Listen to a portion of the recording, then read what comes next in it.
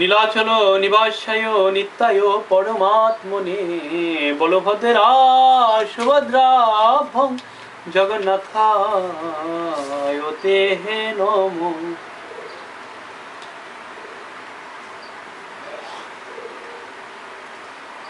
শ্রীলরূপ গোস্বামী কৃত ভক্তির রসামৃত সিন্ধু পশ্চিম বিভাগ তৃতীয় খণ্ড, তো ৪১ অধ্যায় সখ্য ভক্তি ৫। তো শ্রীকৃষ্ণ ও তার সখারা যখন গোচারণে যেতেন, সেই সময় কংস কখনো কখনো শ্রীকৃষ্ণকে বধ করার জন্য কোনো অসুরকে পাঠাতো। তাই প্রতিদিনই প্রায় কোনো না কোনো অসুরের সঙ্গে লড়াই হতো। অসুরদের সঙ্গে লড়াই করার পর কৃষ্ণ অত্যন্ত ক্লান্ত হয়ে পড়তেন, তার চুল অবিন্যস্ত হয়ে পড়ত এবং তার সখারা নানাভাবে তাকে সুখ দেওয়ার প্রয়াস করতেন। কোনো সখা বলতেন, হে বিশাল, পদ্মপাতার এই পাখাটা নিয়ে তুমি কৃষ্ণকে বাতাস করো, যাতে সে একটু স্বস্তি বোধ করে। বরুথপ, কৃষ্ণের মাথায় যে চুলগুলি তার মুখের উপর এসে পড়েছে সেগুলো আছড়ে ঠিক করে দাও। বৃষভ, অনর্থক বাক্যালাপ করো না, এখনই তুমি কৃষ্ণের শরীর মালিশ করে দাও। দেখো, অসুরদের সঙ্গে লড়াই করে তার হাত দুটি অত্যন্ত ক্লান্ত হয়ে পড়েছে। এগুলি কৃষ্ণের প্রতি তার সখাদের আচরণের কতগুলি দৃষ্টান্ত।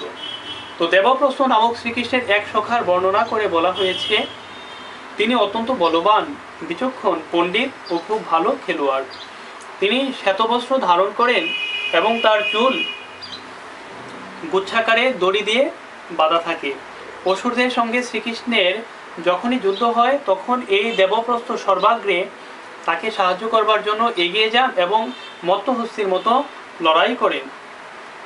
তো এক সময় এক গোপী তার সখীকে বলেন, হে সখী, নন্দনন্দন যখন পর্বত কন্দরে বিশ্রাম করছিল, তখন তার মস্তক শ্রীদামের বাহুর উপর ন্যস্ত ছিল এবং শ্রীদামের বাঁ হাত তার বক্ষ বেষ্টন করেছিল।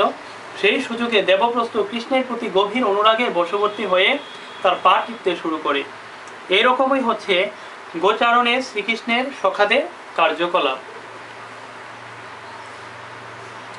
তো আরো অন্তরঙ্গ সখাদের বলা হয় প্রিয় সখা, এবং তারা প্রায় কৃষ্ণের সমবয়সী। অত্যন্ত অন্তরঙ্গতার ফলে তাদের ব্যবহার শুদ্ধ সখ্যের ভিত্তিতে প্রতিষ্ঠিত। অন্যান্য সখাদের ব্যবহারে বাৎসল্য, স্নেহ অথবা দাস্য সম্ভ্রমের রেশ থাকে, কিন্তু এই সমস্ত প্রিয় সখাদের ব্যবহার সমপর্যায়ভুক্ত শুদ্ধ সখ্য ভিত্তিক। শ্রীকৃষ্ণের কয়েকজন প্রিয় সখার নাম হচ্ছে শ্রীদাম, সুদাম, দাম, বসুদাম, কিঙ্কিনী, স্তুককৃষ্ণ, অংশু, ভদ্রসেন, বিলাসী, পুণ্ডরিক, বিদঙ্ক ও কলবিঙ্ক। বিভিন্ন লীলায়, বিভিন্ন কার্যকলাপের মাধ্যমে এই সমস্ত সখারা কৃষ্ণের আনন্দ বিধান করতেন। তো এই সমস্ত প্রিয় সখাদের ব্যবহারের বর্ণনা করে রাধারানীর এক সখী তাকে বলছেন, হে শুভাময়ী রাধে, তোমার অন্তরঙ্গ সখা কৃষ্ণকে তার অন্তরঙ্গ সখারাও খুব ভালোবাসে, খুব ভালোভাবে সেবা করে, তাদেরকেও মৃদুস্বরে তার সঙ্গে পরিহাস করে এবং তার ফলে সে অত্যন্ত প্রীত হয়। যেমন শ্রীকৃষ্ণের এক ব্রাহ্মণ বন্ধু হচ্ছেন মধুমঙ্গল। তিনি একজন লোভী ব্রাহ্মণের ভূমিকায় অভিনয় করে ব্যঙ্গ করেন।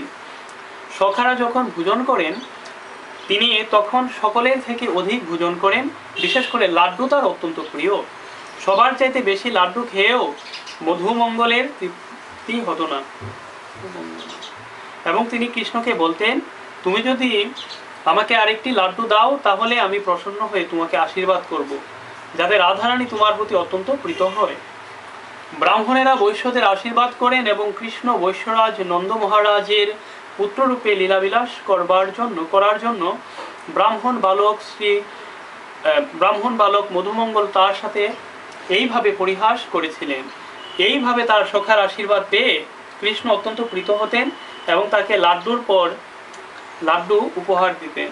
কখনো কখনো কোনো প্রিয় সখা গভীর আবেগে শ্রীকৃষ্ণকে আলিঙ্গন করতেন। অপর কোনো সখা তখন পিছন